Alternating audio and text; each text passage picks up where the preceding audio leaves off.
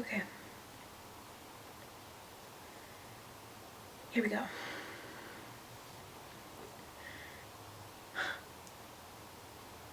Hey everyone, it's Ella. I feel like it's been a really long time since I've sat down and filmed a video and just talked to you guys. And that's because it has been a really long time. And I'm so sorry for the lack of videos as of late. And actually I want to start off this video by talking a little bit why there's been a lack of videos lately. My dear friend Megan, whose blog and Instagram I will link down below, she's absolutely incredible and amazing, and just I would never have met her without this platform of YouTube that I have, and I feel so lucky to just have this space and to make connections with other people and just make amazing friendships like this. And I was talking to her about thinking about filming this video, and she doesn't know what the video is about. Nobody knows what the video is about until I start talking here in a minute. But it became kind of important to me that I filmed this video about 6 months ago, and I felt that I needed to wait and give it justice. I needed to think about what I was going to say. I needed to figure out the best way to present myself. And I needed to make sure that I was ready to talk about this. And I was talking to Megan about, kind of pondering whether I was ready or not, or when was the right time, or if I should even do it at all. And she emailed me, we email back and forth all the time, and she sent me this letter that I just couldn't have put the feeling into better words myself. So I'm going to read you a little bit of what she said, because it perfectly describes the way I was feeling before I made this video, and I feel that today's the day. I'm ready to do it. It's almost 10 o'clock at night, but I had to grab this little bit of confidence that I had. It takes a lot to film something like this.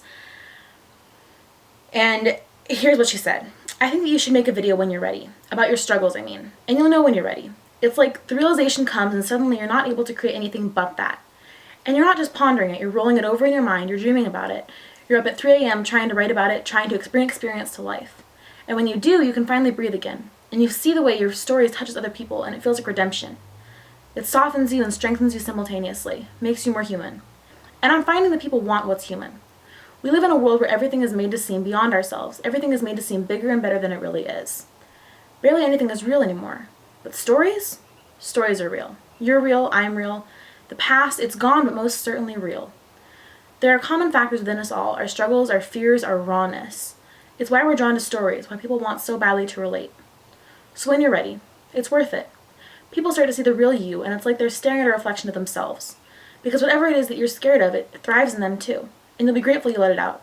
You'll make room for better things. It came to be a thing of, the reason that I haven't made videos very much the past couple of months was, it's not that I didn't have time, it's not that I didn't have motivation, it's not that I didn't have ideas, it's not that I didn't want to, but this became the most important subject to me to talk about. It is more important than my morning routine. It is more important than my everyday makeup routine for summer. It is more important than all of those things. And it's something that until I sat down to film this video, until I press publish on this video and it goes live for almost 6,000 people to see and watch and understand, nobody knows in this entire world but me. And I feel that it's important to talk about because I know I'm not the only one who's gone through this. I know that there are people out there who can benefit from hearing someone else talk about their experiences and hear about someone else saying, I got through this and so can you. I'm here, I'm alive, I'm living, I'm breathing, I'm happy.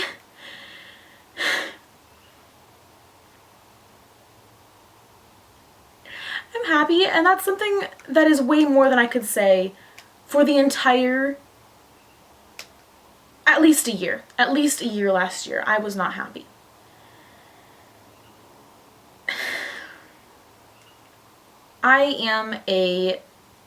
I would like to say fully recovered.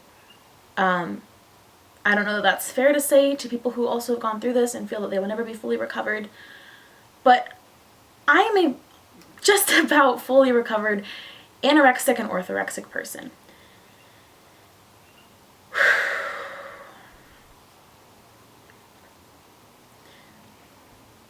I was never diagnosed.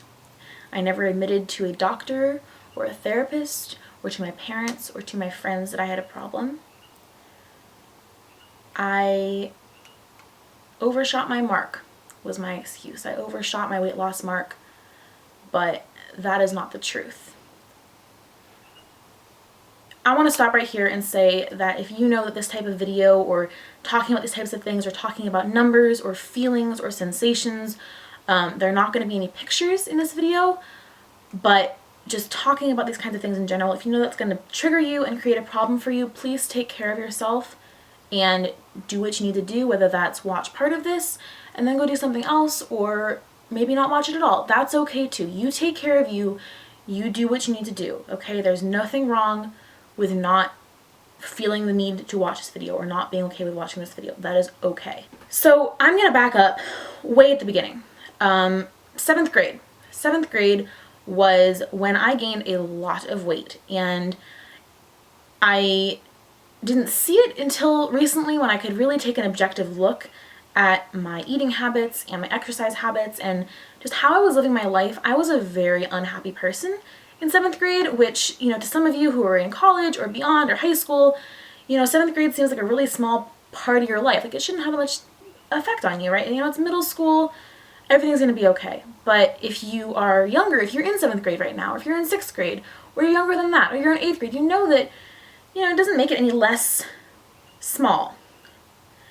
So in 7th grade, I had not very many close friends. I had a wide group of people that I could call my acquaintances and that I could be friendly with and that I could talk with, but I didn't really have a friend. I didn't have a best friend. I didn't have a lot of close connections. And there was a couple of bad experiences that I had, not only with other people, a little bit of bullying, not super severe, but a little bit, and just some rude teachers, some threatening teachers, just some experiences that I had that made me feel scared, made me feel threatened, and naturally, as one does, I turned to food as a coping mechanism. And I don't know if you guys have ever been to Costco, or if you have Costco where you live, but they have these things called chocolate covered almonds, and they're basically just almonds literally covered in milk chocolate. And I didn't know what binge eating was when I was in 7th grade. I had no idea that was, you know, an issue or a problem or anything. I just thought I was eating. One time I sat down and I literally ate 72 chocolate almonds in one sitting. Yes, I counted them. I don't know why, but that was a lot of chocolate almonds. And just every day I would come home from school and it just became a mindless thing. I would look for junk food. I'd look for ice cream. We bought Oreos in bulk.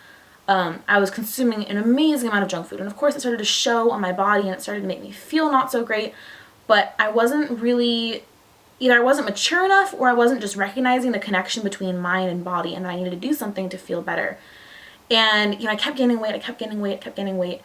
And at my heaviest, I just felt so unhappy with my body and the way I looked and the way I felt and the way I looked compared to my friends who all seemed to have flat stomachs and, you know, small butts and small thighs. And here I was, this lumpy, big, clumsy girl. And it made me feel really bad about myself. And the summer before 8th grade, I was at our beach cottage actually with my family, and my cousin was there too. And I only get to see this cousin once every couple years. And, you know, I love her so much. She's wonderful. She's amazing. And she's a year or two older than me, I believe.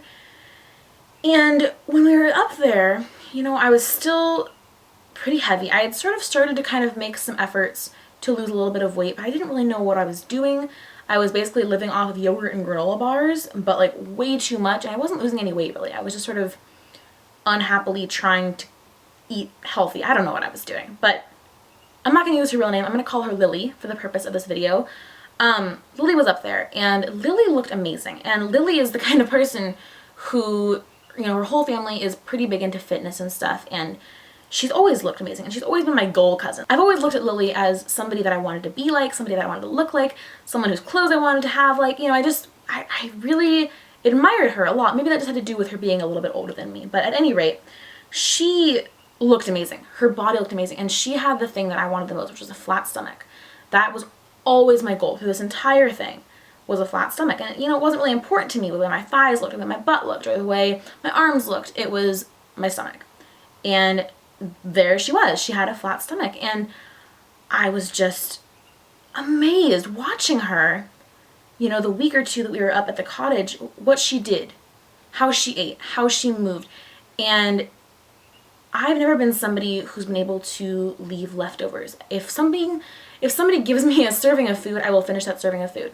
And it's not really something that I've been able to change ever through any of this. I it's just me, it's ingrained in my head, has been since I was very, very little, and so I have to be mindful of serving myself how much I actually want, you know? And so, but just seeing her being able to say, oh, I'm not hungry for this, that was mind-blowing to me, because I'd never put food down. I never thought about my hunger in conjunction with my food, which may sound crazy to some of you, but it was always just time to eat, let's eat. It was never a, I'm hungry, let's eat. I'm not hungry, let's not eat. There was no distinction. And just seeing her react to her hunger cues and like actually do something and like have leftovers and put half a smoothie in the fridge, like that was just whoa to me. And I know that sounds so dumb to some of you, but it was really, really just a revelation. And another thing was I started talking to her about how, you know, oh my gosh, I want your body. Oh my gosh, I want to look like you. How did you look like this? How is this even possible? And honestly, I have to credit my entire healthy part of my health journey to Lily, because she started me about when we were there at that cottage. We started doing 50 crunches. She said she does 50 crunches every night before bed. And I was like, okay, I can do that, 50 crunches. You know, if that's all it takes to get a flat stomach, that's fine, I can do that, it's easy. So she had me do it the first night, and the next day I woke up so sore because I was not exercising at all. Like I would literally come home and sit on my couch and watch TV and eat. That was all I did. I did not move my body. I did not exercise my body. I didn't work out at all in the slightest. And I was so sore, but I was so determined. And I think it was probably another 5 days that we had together, and every night we did crunches together, and it hurt so badly and I was so sore and I wanted to give up so much, but I didn't, because I saw her right there, and that was what I wanted. I wanted what she had, and I knew a way to get it finally. And once we got home from the cottage, you know, obviously she didn't come home with us, she lives in a different state, but I kept doing those 50 crunches. I kept doing it every single night religiously, and I was sure that that was gonna pave my way to a great body. Now, if you know anything about health and fitness, you know that food is a big part of how you look. Food is really 80% of how you look. How you work out is about 20%. So, you know, it did make some changes, but it didn't make anywhere near what I needed to see. And by, you know, that was in probably late July or August. And by November, I was really fed up. I wanted change, and I wanted change now. And this is kind of an embarrassing thing, because it's such a white mom thing to do, and I'm sorry if that's, you know, whatever, racist, sexist, I'm sorry, I don't mean it, but really, I joined Weight Watchers, and you know what? It worked, okay? It worked, and, you know, say what you want to say, make fun of it. It sounds kind of ridiculous. You count points for food. Yep, it's kind of ridiculous. You don't count calories, you don't count sugars, you don't count carbs, you count points. So I got started on that program in November of 8th grade. And, you know, throughout that time, I got more and more into working out and, you know, adding in just random exercise. I didn't really know what I was doing, but I would go on Pinterest and I would look up like different circuit training things, and I would just do a bunch of jumping jacks and a bunch of sit-ups and a bunch of mountain climbers and just, you know, random little exercises combined with this new system of how to eat. The weight just melted right off. Melted right off. And by probably May of that year, I was a very, very fit person. I could do 60 push-ups in a row without stopping. Not girl push-ups, like legit push-ups. I was so fit. I was so strong.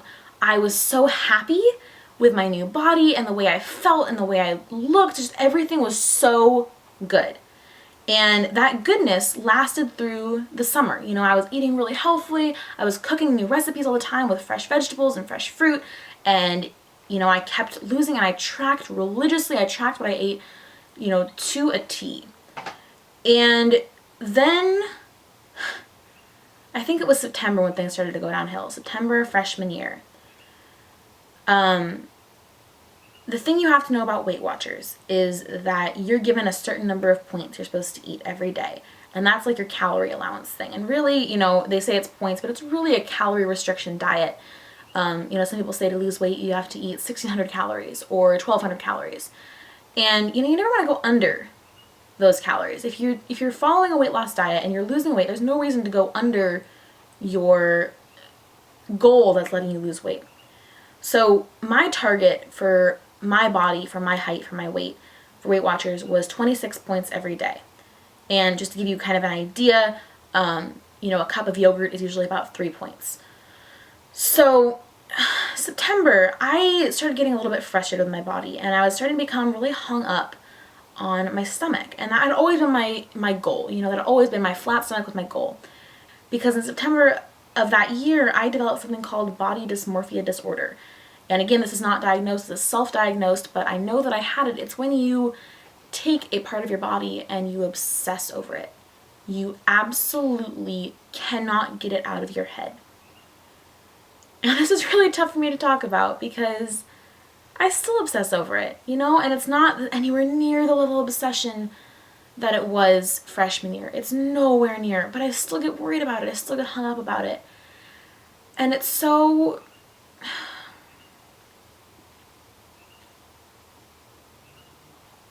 I couldn't go longer than half an hour without thinking about my stomach. I couldn't go... I couldn't not think about it. And I remember a day, I think it was probably December of that year, where it was Saturday morning and I woke up early with the intention to film a bunch of videos and get them ready to go and, you know, ready for the week. I wanted to upload 3 videos that week. And I sat down on my bed at probably 10 in the morning. And I sat down and I happened to glance down and I saw my stomach, and I promise you that there was nothing to obsess over. There was a point where I had a 6-pack abs, but I could still find a fault in that half a centimeter of fat that was left on my lower abs, right below my belly button. And everybody has that, you know, bikini competitors have that, but I couldn't come to peace with it. It had to go. It had to go. There was no way that could stay there. There was no way that I could work this hard, I could train this hard, I could eat this clean, and that little bit of fat could still stay in my body. I couldn't deal with it. And I sat down and I saw that, and that sent me over the edge. And up until that point, you know, probably starting in October maybe, I would wake up every day. I would work out before school. And in between my workout and my shower, you know, I'd get undressed and I'd look at myself in the mirror and I would cry every single day. Before I even had breakfast, I was crying. And there was no reason to cry. There was no reason. I was fine. I was working hard. I was eating clean. I was probably eating a little less than I should. But there was... It's so twisted. It's so twisted. And if you have a struggle like this, you know what it's like. You know what it's like to get so hung up on something that no matter how hard you work at, you can't seem to change it. And, you know, you look back now, I look back now, and I realize that, number one, there was nothing there. There was nothing there to be obsessed about. Like, there was just nothing. There just wasn't. And I also realized that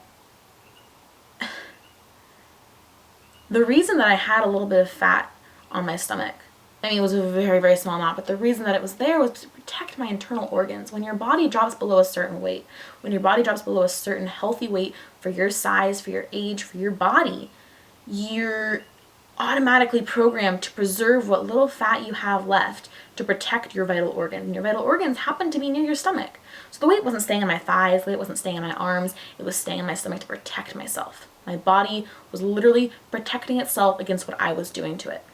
So to go back for a second, when I became, you know, starting to get really, really hung up in my stomach and wanted to lose more and more weight in September or so, I changed what I was eating. Instead of eating my 26 points a day, I started dropping it.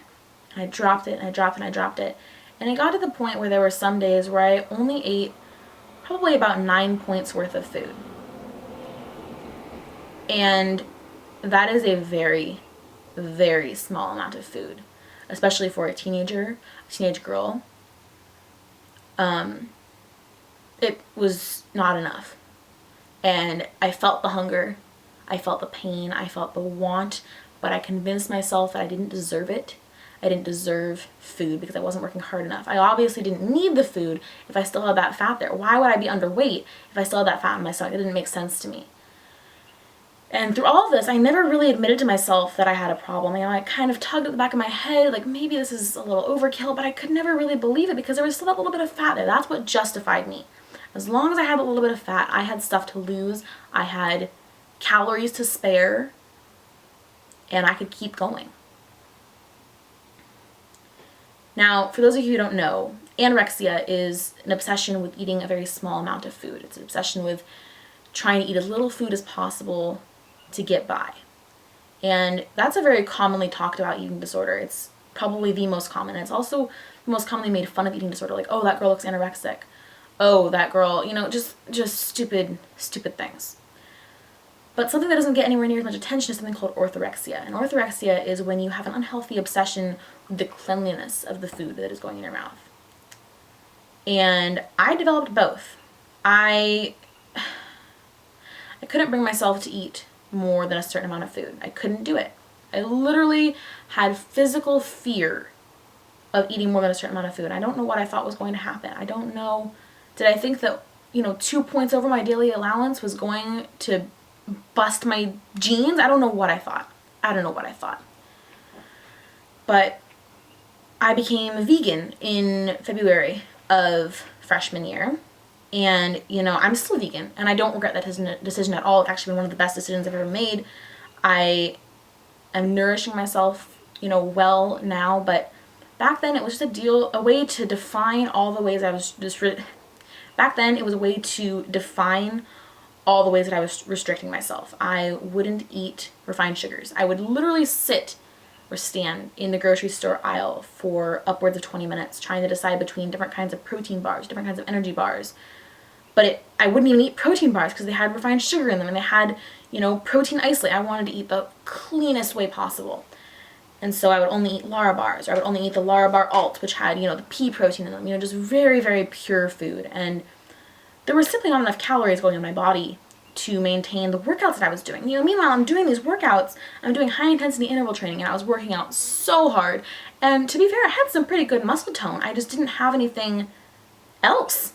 So even though I kind of knew that I was underweight, I kind of knew that I was losing too much weight, I didn't think of it as being too little. At the lowest weight that I know of, I was 104 pounds. I'm almost 5'6", okay? 104 pounds on my body frame is not a healthy weight. And I know that I went lower. I know that I probably dipped into the 80s at one point. I probably dipped into 89, 88. And I didn't see myself as being too thin. When people said, oh my gosh, you look so skinny, I took it as an extreme compliment. I was like, wow, if they think I look skinny now, just wait till they see me in 2 weeks. Because I was going to keep working on that. And it got to the point where size 00 jeans were just look like potato sacks on me. My legs were that skinny. I had a thigh gap like no other. It got to the point where no matter how hard I pressed my legs together, I could not get my thighs to touch. It was literally impossible. And at my school, all the chairs that we have are, the classic just plastic chairs. They're hard chairs. And it hurt me so much to sit down because my butt was so bony. And that might sound, disgusting or funny, but it hurt. And even that wasn't a wake-up call. I was sitting on my I would bring an extra sweatshirt to school just so I could sit on the sweatshirt because it hurt so much. And it hurt to stand up because my bones were literally grinding the chair. That's not okay. All right? That's not healthy. That's not good. And, I would take offense when people would say I look too skinny. My housekeeper lady who came and cleaned our house every once in a while said, it's getting to your face, honey. It's getting to your eyes. And I lied to her and I said, I'm in a healthy weight range. Don't worry about me. But on the inside, I was very conflicted. On the one hand, I felt hurt that she didn't think I looked good. And I also felt hurt that she thought I had an eating disorder because I obviously didn't. And I just pushed that thought away. I pushed it away. I didn't have an eating disorder. Nothing was wrong with me. I was just being healthy. I'm just a healthy person because people would praise me all the time for being so healthy. Because I was such an unhealthy person before. I was the person who you could always count on to want to grab dessert. I was the person you could always count on to want to have seconds for dessert. You know, people would make fun of me, just lightly, but you know, people would make fun of me for always wanting dessert. That was me. I had a sweet tooth. I had a severe sweet tooth. And here I am, this person eating all these vegetables and all this fruit and all this salad, and it was just amazing and blah, blah, blah, blah, blah. And, you know, everybody means well. For the most part, everybody means well when they make comments about your weight, about your health, about your eating habits. Most everybody means well. But they don't know how long that can stick in your head. No idea how long that can stick in your head. You know, back in 7th grade, one of the things that really sent me over the edge eating, and then later realizing that I wanted to stop this, madness, was this guy that I had liked since the beginning of 6th grade. I liked him so much, and I'd never had a boyfriend before, and I just thought he was really cute. I thought he was really funny. I thought he was really nice, and he was kind of a jerk, honestly, and he's still a jerk. And I haven't talked to him since 7th grade because he's a jerk. But I sat next to him in 7th grade in science class, and, you know, it wasn't my choice. It was a seating chart, but I was so excited because I was sitting next to this guy. And, you know, we got along. We made fun of each other. We teased each other all the time. And one day, I don't remember what the context was or if there was any, he just said, "You're so fat."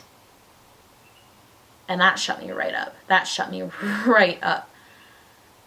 Because I knew it was true. I was chubby. I was the chubby one. And I feel like a lot of my weight loss obsession had to do with proving myself to these people who were, you know, encouraging me and thinking that it was so great that I was losing this weight and doing really healthy things for my body. It was me living up to their expectations. And really, no one had any expectations. You know, if you care about somebody, you don't care how they look. You don't care how much they weigh unless it's like an actual health threat to them. You just love who they are as a person. It's okay. And, you know, my family, friends, my friends, you're all saying, "Oh my God, you look so wonderful." And it was great fuel at the time, but I got twisted in my head. It got so twisted. So twisted. So, back to the dark days, that's what we're gonna call them. I had days where I would eat extremely little food.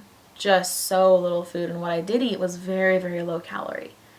And, you know, one of my turning points really was when my mom started expressing concern about how much I weighed, and my parents started expressing concern, and I said, you know, I hit my weight loss goal, I'll just maintain it here. And I kind of meant it, but I kind of didn't. I kind of wanted to lose some more weight because I still had that little fat pudge on my stomach, you know? I just wanted to get rid of that, and it doesn't seem so bad, like, let's just get rid of that. And that was when I was about 110 pounds, which was already pretty darn low for my height and my age and my bone structure. And at one point, when I probably was around 100, my mom said I looked emaciated. And I cried for maybe 2 hours. Because all I ever wanted to do was look strong and fit and healthy and have a flat stomach and have abs and have just a nice body. That's all I ever wanted. I never wanted to look emaciated. And I didn't believe it. At the same time, I didn't believe it. I sort of knew. But what I saw in the mirror was not what I saw in my head. And, you know, not soon after that day that my mom made that comment, I was looking at myself in the mirror after I took a shower, and I realized that you could count the vertebrae in my spine through my skin.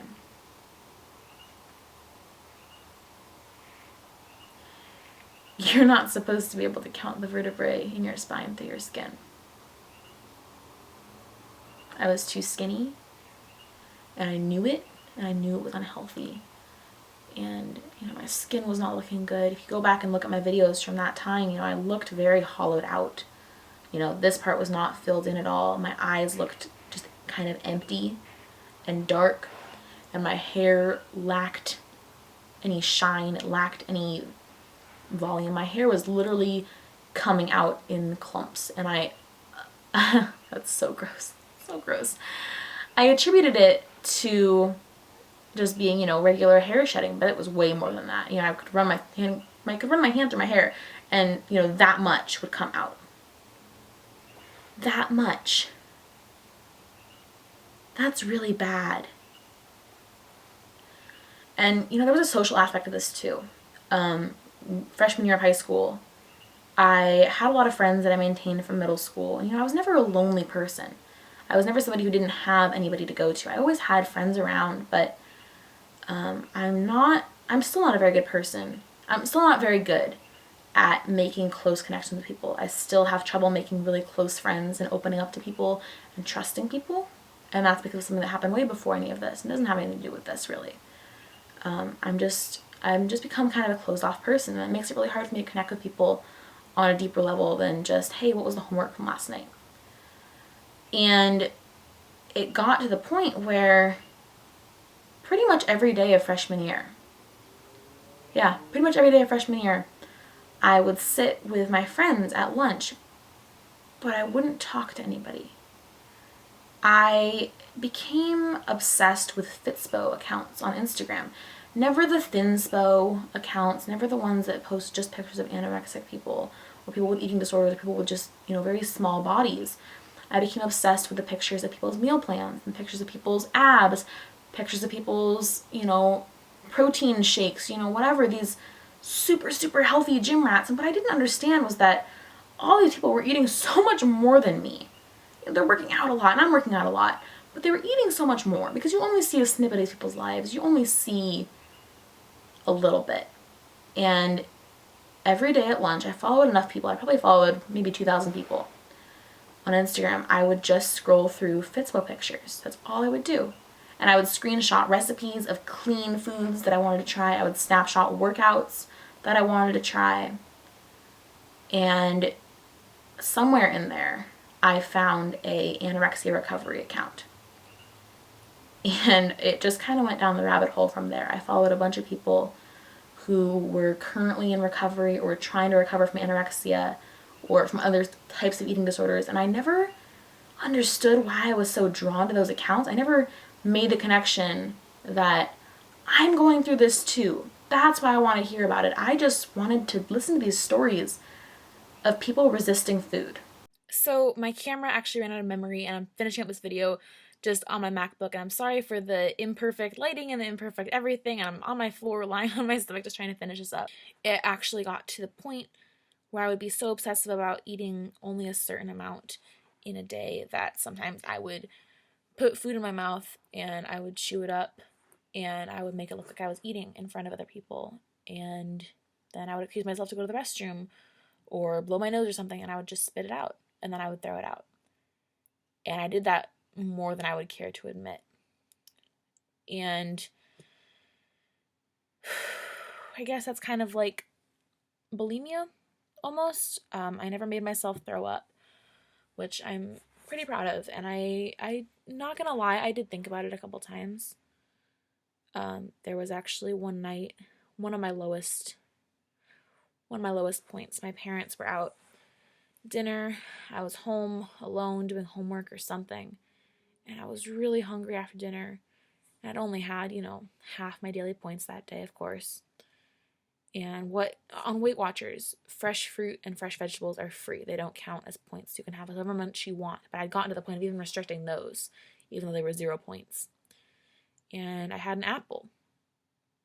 Now, to the normally minded person, you know, an apple is an extremely healthy snack to have. It's a wonderful thing if you're still hungry after dinner. Have an apple. Great. Perfect. You're healthy. Wonderful. You're doing great. But I got really worried about that apple. And the next hour I spent on Pinterest, you know, looking at my Fitspo pictures and looking at Fitspo quotes, like motivating me to work out, even though I'd already worked out for like 2 hours that day. And I got so stressed about that apple. So stressed. And, you know, honestly, it probably wasn't over 100 calories. And no matter what, I hadn't eaten enough that day anyway.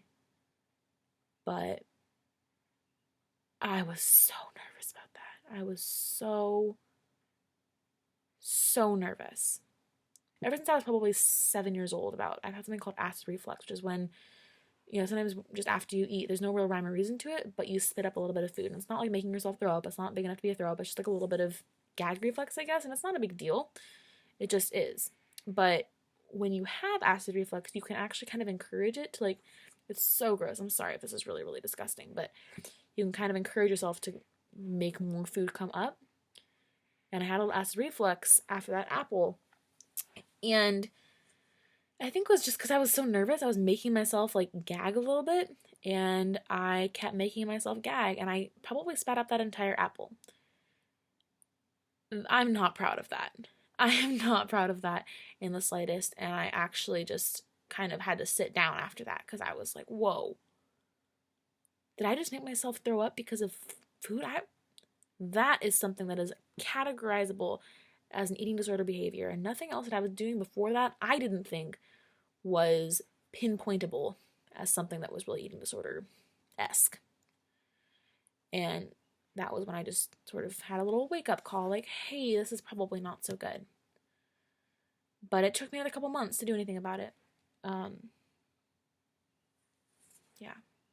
So that was my biggest low action, I suppose, was making myself give that up. I just couldn't handle it, I guess. I don't know. But I never did it again. And I never will do it again. After that comment my mom made about me being emaciated, I went to go see my regular physician for a routine checkup.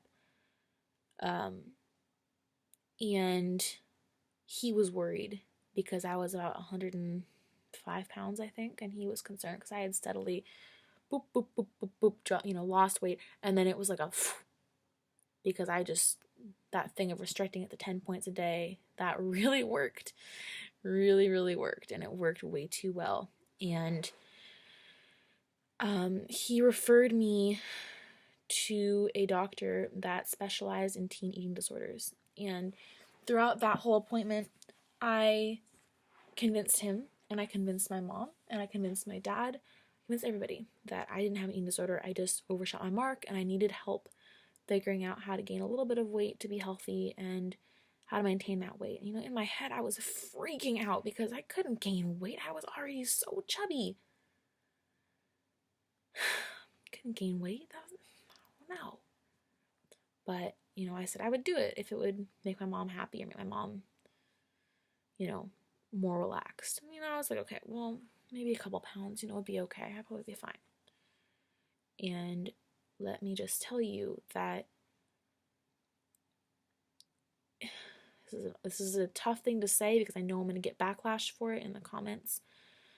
But just because someone is there and their job is to help you doesn't mean that they will actually help you.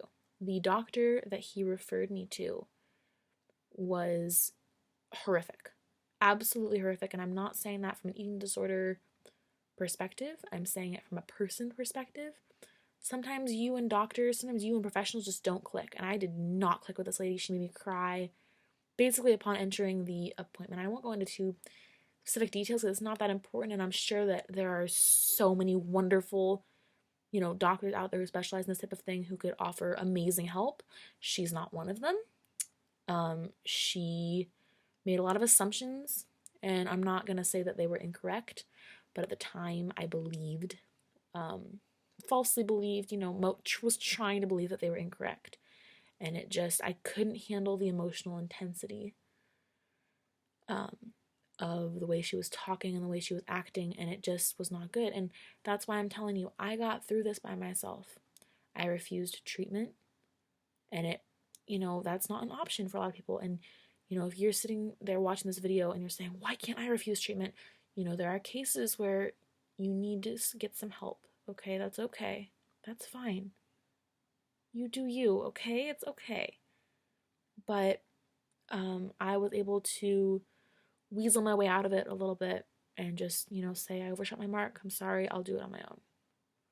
I had to see a nutritionist every couple of weeks. I had to keep her in touch with what I was eating, and they kept nagging me to gain more weight. And it was not fun. It was some of the worst couple of months of my life, just seeing my hard work slowly melt away.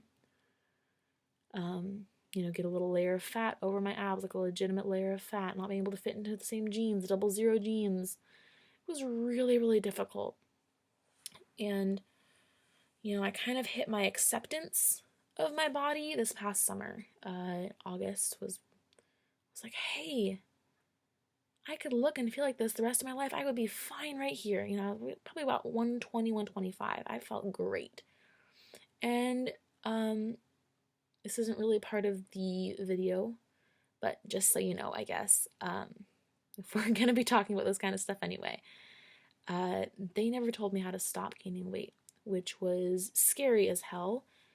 And it was really not a fair way to approach it, because I would ask all the time, well, how do I stop? When I get to a weight that you deem acceptable, how do I stop? They never answered it. I never knew. And because I had become so accustomed to Weight Watchers eating, I didn't know how to eat regularly. And I ended up gaining a lot more weight than I meant to. And right now I'm in the process of losing it again. But I'm doing it a healthy way. I'm keeping my mind really balanced. I'm keeping everything really loose and easy.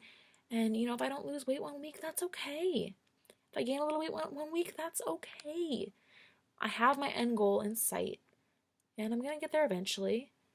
And even if I didn't get there, nobody's going to die because of it. Everything's fine. I can still do everything in this body that I can do in a body that weighs 120 pounds. And just understanding that and knowing that, and, now that I'm not isolating myself from people, and I have real friendships, and I have a real relationship, and I have just a better relationship with myself and everyone around me, I feel so much more equipped for everything, really. Just everything's going to be better this time. And I just want to make it so clear that whatever your health goal is, number one, you can do it. Okay, you can do it, I promise you. Number two, if you don't do it, that's okay too. All right? Health and fitness is important to life. It is very important to being a happy person, that you eat well for your body, that you fuel your body correctly, and that you get some exercise and get some movement. But at the same time, if you can't run a marathon, join the club, it's okay. It's okay. Don't stress about it. Have fun, unless it's your job and you have to run that marathon, or you have to be on top of, personal training or whatever. It's fine. All right? It's not the biggest deal in the world. Setting goals and attaining goals is great. It's a wonderful feeling. But you just have to understand that there's so much more to life. There's so much more to life. And it's all out there. And it's all ready for you. And you just have to relax a little bit. Okay? It's okay. It's okay. And it feels so good to say that, because for such a long time, I didn't see that at all. Food was the most important thing. Exercise was the most important thing. Having a flat stomach, having a bikini body was the most important thing. And it's just not. It's just not. You can wear anything at any size. You can eat anything. If you're hungry right now, go get some food. If you're not hungry right now, don't eat any food. Or if you want to eat some food, go ahead and eat some food. It's fine. It's okay. Everything is okay. What you need to know is that I got myself out of this. I don't restrict myself like I did before. I don't stress about my stomach the way I did before. I don't obsess the way I did before, and nobody helped me. And if you can't get yourself to a therapist, or you can't get yourself to a doctor, if you don't feel comfortable telling any of these things to anyone, I want you to know that I did it by myself. And here I am. I live to tell the tale. I'm healthy. I'm fine. And I'm so happy. Okay? My head is clear. I can think about more important things. That was the reason that this channel was stuck for a long time. Was stuck underneath, 1,000 subscribers for a long time. I didn't even get 100 subscribers for well over a year. And it was because I wasn't putting in any time, wasn't putting in effort, because all my time was spent on food. And if you're spending, hours a day on food, and it's not your job to be counting calories, There's so many things you could be doing with your life. You know, there's this wonderful quote that I've seen before that Mother Teresa didn't worry about her thighs. She had more important shit to do.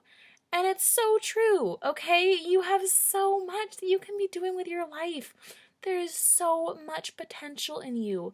And you don't need to be obsessing over things like this because it's not who you are. You know, it doesn't matter what weight you're at or what your thighs look like or what your butt looks like for just about every single job in the world, unless you want to be a model, which, I mean, you're fine. Okay? That's what I want you to take from this video. Whether you're struggling with a severe eating disorder like me, or an exercise disorder, or just not feeling happy with your body, you know, changes can always be made. You can always decide to go for that run or decide to eat some vegetables. You know, you can always make those changes. But right now, you have to accept who you are, and what you look like is a very, very small part of that. Okay? I also want to touch on the thing that I had an exercise disorder. I could not go a day without missing a workout, or I would basically have a panic attack. I had severe anxiety that I kind of always had, and I still have some issues with anxiety, but it was mostly around food and exercise, and it's gone. And for how impossible everything seemed at the time, for how desperate I was, for how awful I felt, for how terrible it was to mess up at all, how devastating it was to mess up at all, that I barely ever did. And what a triumph making it through the day without just breaking down and crying. Like, that was a huge success to me, and that shouldn't be a huge success. You shouldn't be crying every day. That's not normal, and that's not what you need to be spending your time doing. This is a really big topic for me to talk about because in the past year, my sophomore year of high school, a lot of people from my school have started watching my videos, and a lot of my family watches my videos, and, you know, my parents didn't know the extent of my struggle. No one will know the extent of my struggle until I hit publish on this video, and it's a very big deal, and I believe that my channel is a very, very safe place. I believe that it's a very positive place. I believe that there's a lot of wonderful people here. And all that I ask is that you be kind to one another in the comments, and that you be understanding of one another in the comments, and that I'd like to ask you to share this video on your social media, because I promise you that there is at least one person who follows you or is friends with you that is struggling with something similar to what I've gone through. And if they can see this video and I can help them just by saying, hey, I'm a person who went through the same thing that you're dealing with, and I'm here, I'm alive, I'm happy, I'm okay, and it is over. It is over. If I'd been able to see somebody like that when I was going through this, everything would have been so much different. I was so sure that I was alone because I saw these people on Instagram and, you know, it sounds cliche, but in magazines that look strong and healthy and fit, and you hear about what they do and you see what they eat and, you know, what they supposedly do for workouts, and it's not the whole picture, for one thing, and what works for one person is not going to work for another. It's just not. That's just the way it is. And it's just so important to understand that your journey is going to be different from anybody else's, and it's okay to have struggles. It's okay.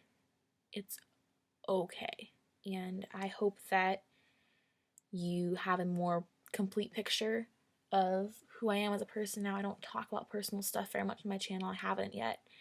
And if you guys want to know more, you know, let me know. And I'm happy to do more talky types of videos talking about real life stuff, you know, things that go a little bit beyond makeup, go a little bit beyond healthy snack ideas, you know, whatever. So I hope that you gain something from this video. I hope that it helps you in some way, or if it doesn't help you, that if you can share the links somewhere, anywhere, that it helps someone else out there in the world. I've tried to film this video so many times. I've tried to get up the courage to film it. I've tried to understand what words I needed to use to film it. I've tried to understand, you know, just what I need to include in this video for such a long time. And I feel like I'm just jumping over this huge hurdle on the path to just a better channel, a better connection with you guys, a better everything. It just feels really wonderful to get this off my chest. You guys have to understand that when I say that nobody knew, nobody knows. Nobody knows. Just me and all 6,000 of you guys now. I have 2 friends that have a vague idea. And it was only recently that even they found out. And one of them found out because she was going through the same thing. And I wanted to help her. And I just had to admit it. I had to say, hey, I know what it's like. I know what it's like. I'm here. I did it. I'm okay. The other one just found out because I couldn't hold it in anymore. I had to tell somebody. And my boyfriend knows. Connor knows. Oh, Connor. But he doesn't know everything that I've told you.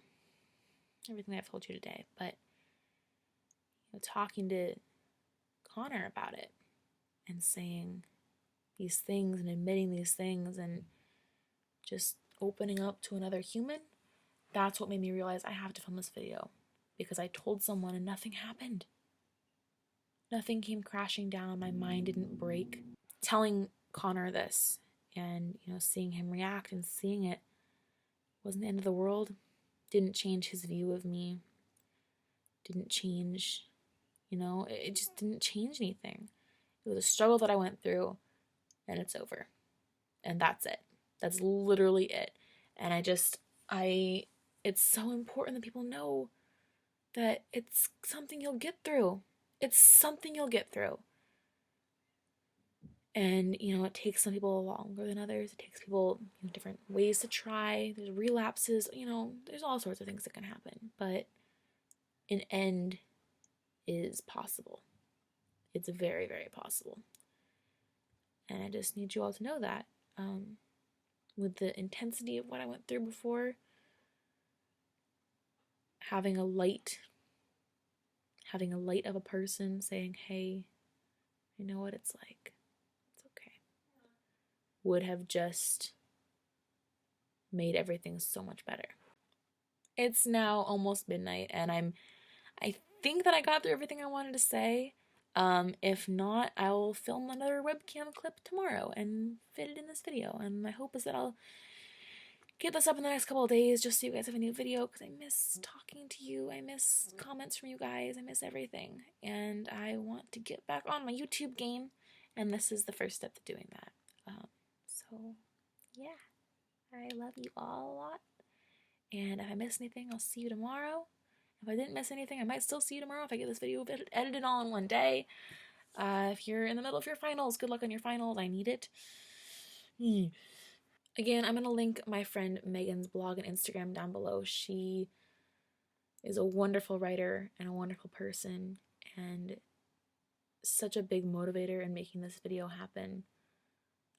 She needs to be recognized. She's amazing, and you guys should all go check her out. She's just wonderful. And I really hope that you will consider sharing this on at least one social media site, because I really do want to reach out to as many people as possible. I want to touch as many people as possible, literally just to say, hey, you can do it. I'm here. I did it. It's possible. Because that would be so amazing for someone going through what I did. So, hope you'll consider it. One last thing, I want to do a giveaway for getting so many subscribers, like a 6,000 subscriber giveaway. So let me know in the comments below what you guys would like for that giveaway, and if you want to be prepared ahead of time, I already know that when I do the giveaway, I'm going to have it be a requirement to be following me on all social media. So I will have all my social media links down below in the description box. You guys can go ahead and follow those. That way when the video comes around announcing the giveaway, you will already be following me on the social media sites and you'll be prepared, if that makes sense. And also just to keep up with me and so I can interact with you guys and talk with you guys. And if you want to talk about things I talked about in this video, you can reach out to me on a different platform other than YouTube if you'd like. So I'll have Instagram, Facebook, Twitter, Pinterest, etc. down below, and I'll see you guys there. If you have any advice, if you've gone through something like this or just a struggle in general that you have to deal with and you have any advice for other people, please leave it in the comments below. Let's make this a really, really wonderful comment section, everybody helping each other. I would love to see that. I love seeing you guys interact with each other in the comments. It's amazing. So please be, you know, a little bit of a good Samaritan and leave your thoughts and your feelings down below. And yeah, thank you guys so much. Whatever struggles you might be facing right now, just know that it's going to be okay. There is a way out. Whatever it is, there is always a way out. And you might not see it right now, but it's there. Promise. And if any of you ever need help from some outside source, leave a comment, message me. I'm here. I have accepted the fact that I'm, I don't know what you would call it, kind of a figure of authority, I guess, for a lot of my subscribers. And I want to be here for you guys. And if there's something that I can do or say or tell you or answer a question, I want to do it. And I love you all so much. And if you didn't hear that today, I'm saying it right now. I love you. And you're perfect, and you're beautiful, and you're wonderful, and you're amazing, and you're gonna get through this. Okay? You're gonna get through this. I know it. Thank you again for all the new subscribers. I love you all so much, and it makes me so happy that you're all here. And 6,000 people? That's an awful lot of people, you guys. That's a lot of people. And I hope that you all are here to stay and that you like all my future videos. And there will be a lot more videos coming up really, really soon because I'm getting out of school next week and I'm so excited to pour myself into YouTube. And I'm going to try and do at least 2 videos a week, and I'm really excited. So you're going to be hearing a lot more from me. I'll see you all very soon. I love you. Good night. Goodbye.